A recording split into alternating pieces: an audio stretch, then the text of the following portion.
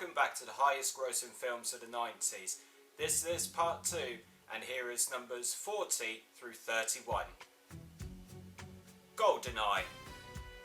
James Bond, played by Pierce Brosnan, teams up with the lone survivor of destroyed Russian research centre to stop the hijacking of a nuclear space weapon from a former agent, played by Sean Bean, who is believed to be dead. Basic Instinct. A violent suspended police detective, played by Michael Douglas, investigates a brutal murder in which a seductive woman, played by Sharon Stone, could be involved. Apollo 13. NASA must devise a strategy to return Apollo 13 back to Earth safely after the spacecraft suffers severe internal damage and putting the lives of the 3 astronauts, played by Tom Hanks, Bill Paxton and Kevin Bacon on board, in jeopardy. American Beauty. A sexually frustrated suburban father, played by Kevin Spacey, has a midlife crisis after becoming infatuated with his daughter's best friend. Home Alone 2. Lost in New York. 1 year after Kevin, played by Macaulay Culkin, was left home alone and had to defeat a pair of bumbling burglars, played by Joe Pesci and Daniel Stern, he accidentally finds himself in New York City and the same criminals not far behind. The world is not enough.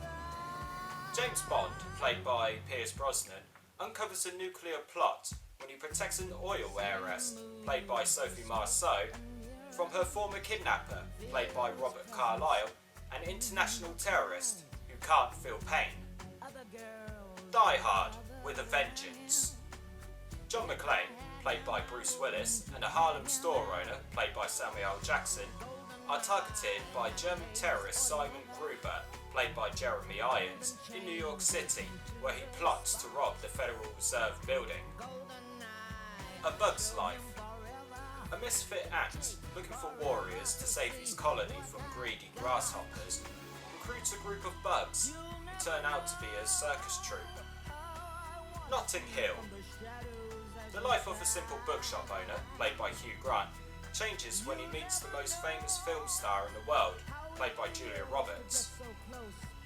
Toy Story. A cowboy doll is profoundly threatened and jealous when a new spaceman figure supplants him as top toy in a boy's room.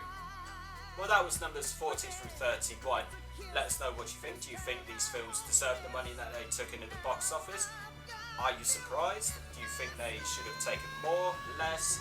And what do you think is going to come through numbers 30 to number 1? But find out soon for part 3 of the highest grossing films of the 90s.